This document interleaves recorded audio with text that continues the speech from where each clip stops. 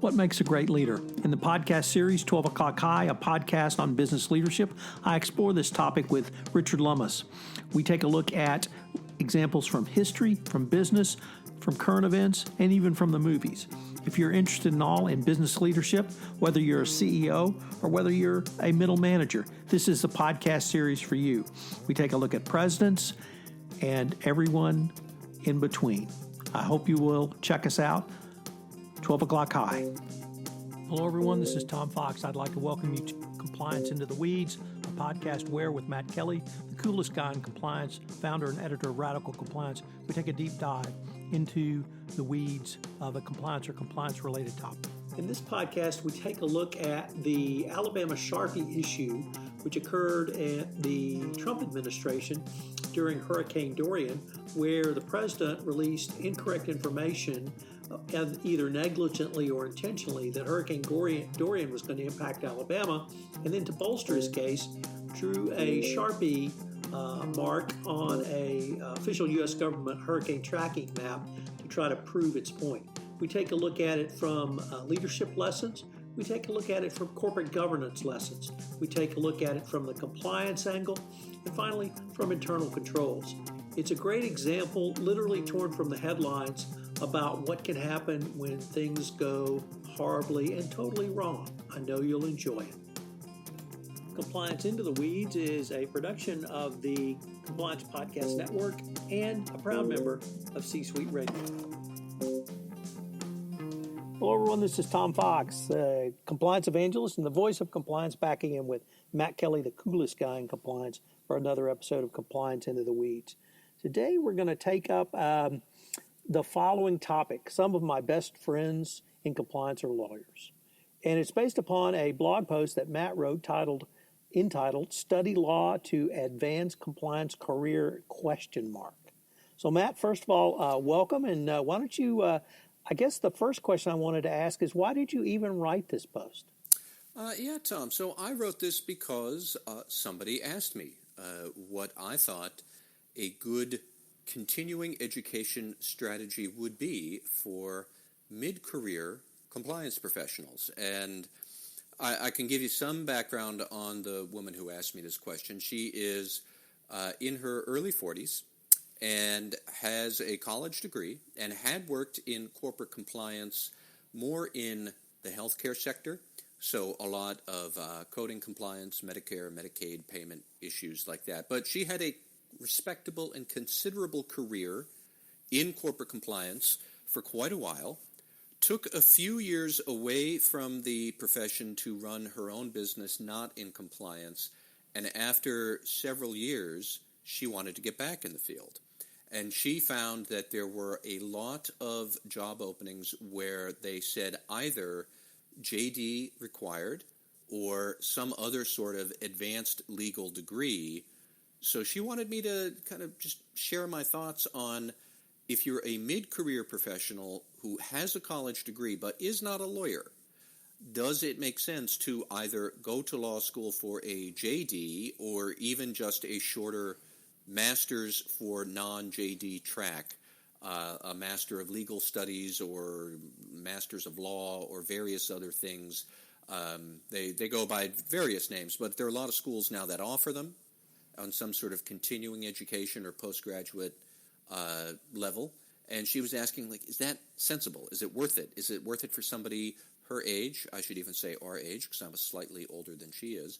But that's where this post came from. In reading this several times, I'm often struck by your writing, but this post struck me as probably the most inner dialogue I think I've ever read from Matt Kelly. And it really seemed like you were having a debate with yourself on a variety of different perspectives, I would note. And once again, noting you do like lawyers, which is good since your podcast partner is a lawyer here. But why don't you kind of go through the pros and cons, or I guess maybe the issues you saw? I think a lot of it is more specific to age and career viability and career strategies. I was struck by how many people were interested in this topic. I've had people email me and call me up and just ask me to share more thoughts. I should say I am not here to talk about lawyers per se, people who went to law school when they were younger and did get a JD, and then drifted into compliance, if that's what people have done, including yourself, Tom, more power to you. Or if you really like the law and you really want to study the law and you really want to be a lawyer, I would absolutely say, sure, go to law school, any age, knock yourself out. We're not talking about those two groups. We are talking more about people who have been in the profession for, say, 10, 15, 20 years, who are still trying to burnish their credentials to be good compliance professionals, but never specifically studied the law, probably picked up quite a bit of legal knowledge on the fly on their careers, but is it really worth it to spend that much money? Because it can be considerable, $20,000, $30,000 for a 1 or a 2 year program, maybe. Maybe it's online, maybe it's in a physical campus, but you're going to devote a lot of time to getting that study and that degree. You're going to devote a lot of money. Whatever time you are spending on your studies, you are not spending working to pull money in, and you have to do these calculus thoughts in your head, like how much money am I going to spend now? How much more money will it bring me in the future? How many more years left do I have that I'm really going to be working, and am I going to pay that back? So like I can say I'm in my mid-40s, and would I say go to law school for 3 years? No, I wouldn't, because it's a lot of cash, and I don't have it. And I've got mortgage and family considerations and everything else, and I'm only going to be working maybe another 20 years at the most. So would you earn that money back? And I probably wouldn't go to a full law program, and you have to make the same calculations even for a 1 year sort of post-grad legal program. Maybe it would make sense for some people depending on your background, but I was advising this woman really think about what other fields of study might be more productive for you over the remainder of your career. And I would make the argument that maybe for a lot of people, studying data management or data governance would probably be a more productive thing. There's a need for that. But you can run all sorts of equations in your head. It's going to be very person by person specific. But that's what I was trying to do with that post, is kind of unravel all the considerations you have to make once you're somebody in their mid-career and trying to think about how do I further my education and my expertise. It's interesting, Matt, because the considerations you raised of time and money, I had not even put into the calculus, because I assumed, number one, whoever did this in mid-career would do so on a night program, and or two, their current employer would pay for that. I mean, not necessarily so. That is a good point, though. Who would pay for it? And, if you can get your employer to pay for something, by all means, if you have the time, go ahead, have somebody else pay for it. This woman did not have that opportunity. She doesn't have any employer who would pay for her to get these studies right now. I know other companies that, frankly, are pretty cheap, and they would not give you that sort of money. I think the cost of these programs can vary wildly. And I'll give you one example. I know I just talked about data analytics being probably a more worthwhile investment, but I know that there is a large, well-known school here in Boston, and where I live, that I am on their mailing list, and they were sending a 1 year online data analytics program, and you had maybe 2 or 3 occasions throughout the course of 12 months where you'd meet in person with classmates, and at the end of it you would get this professional certificate in data analytics from one of the best known institutions in the country that happens to be here in Boston, and all for the low price of $48,000. No, I'm not going to pay for that. I don't know how many companies would pay for that. Probably if you're on some executive track at a very large company and you're very promising and up and coming, maybe they would. But for the vast majority of us, I think $48,000 for a 1 year program is probably a bridge too far. But you'd have to think about that. And on the other hand, I actually also kind of broke down a bit. Let's say you did get your legal studies. What would that actually teach you? Because most of the time, most mid-career people, you're probably going to know an anti-corruption issue when you see it. And do you really need to know the nuances of how did this specific FCPA violation happen and what is our liability. And Tom, I'd be eager to hear your thoughts, but I would actually say you probably don't need to know that. It's great if you do, but if it's a serious FCPA issue, you're kicking that to outside counsel anyways. So what you really need is to have the judgment to know this is a serious issue. I need to get legal involved right now, whether it's internal legal or you have outside counsel come in. But the criteria for compliance success on a lot of these issues isn't to know the law. It's to know when you need to call the lawyers because you've got a big legal problem. And that's not the same, and you don't necessarily need to go to law school to know that and have that judgment.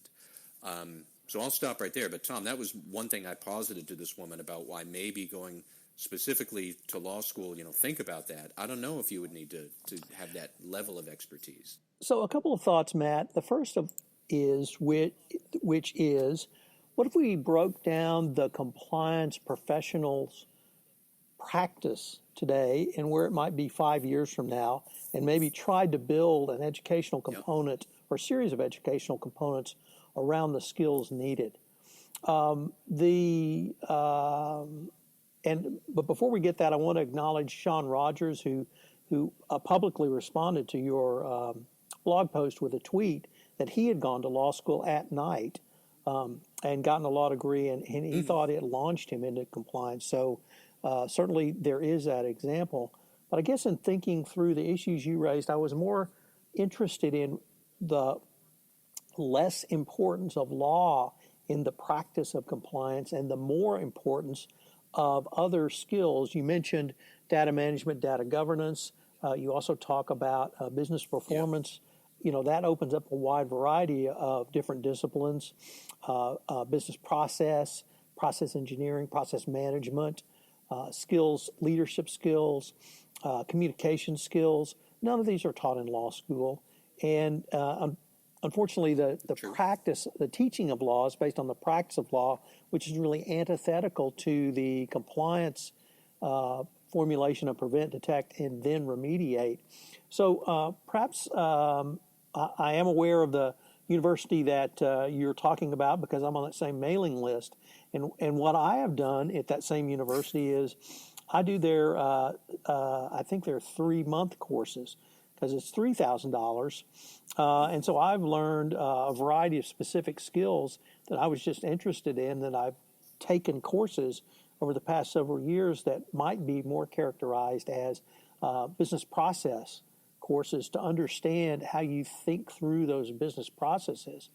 And what I found, just for my own educational benefit, those were much more useful to me, and certainly the cost was much more effective. The ongoing debate on the value of a college degree or a professional degree, such as a law degree, I also think comes into play here, because in many ways it's still seen as, if you've got that degree, you had the stick-to-itiveness to get it done. And unfortunately, that seems to be of higher value than technical expertise that you may have obtained through some of these certifications in less lengthy and less costly courses going forward. But I guess the bottom line is, I see you don't need to know the ins and outs of the FCPA to be an excellent compliance practitioner.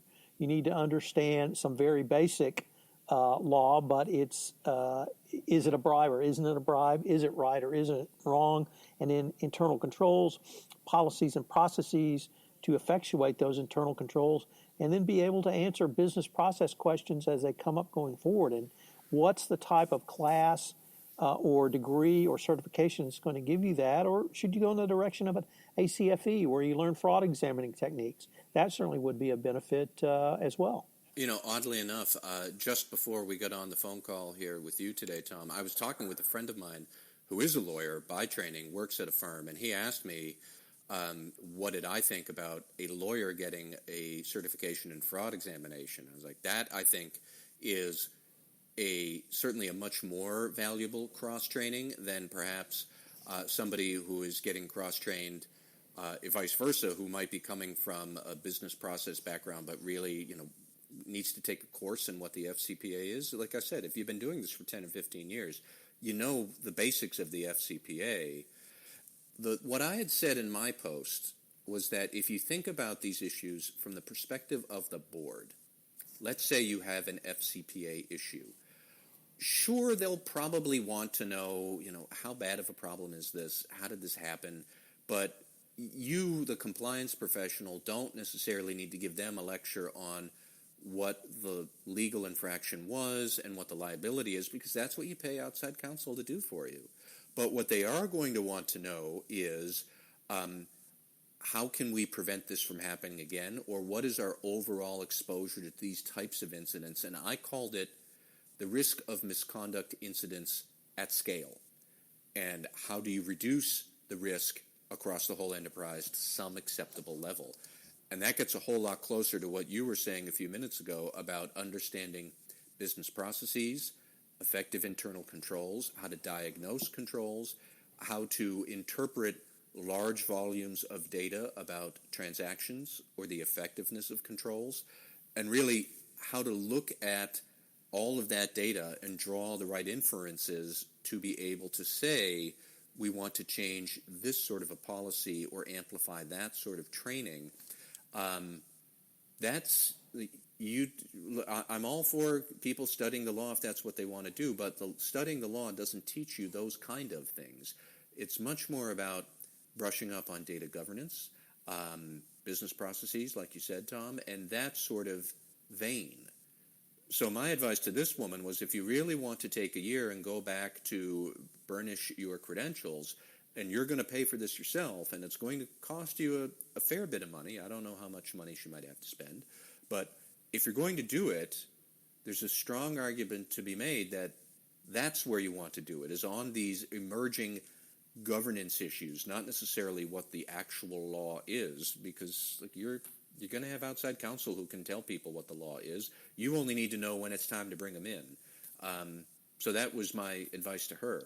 And I find it to be extraordinarily valid and valuable advice. And I should say that there are going to be plenty of people who, if you come from a data management background and you feel like you already know it, then, or a business process background, and you don't necessarily know all of the ins and outs of securities laws or which ones are most important, then you're the opposite case, and that invalidates what I just said about if you already know the law, study something else. Well, if you don't know the law, but you already know something else, then yeah, sure, go study the law.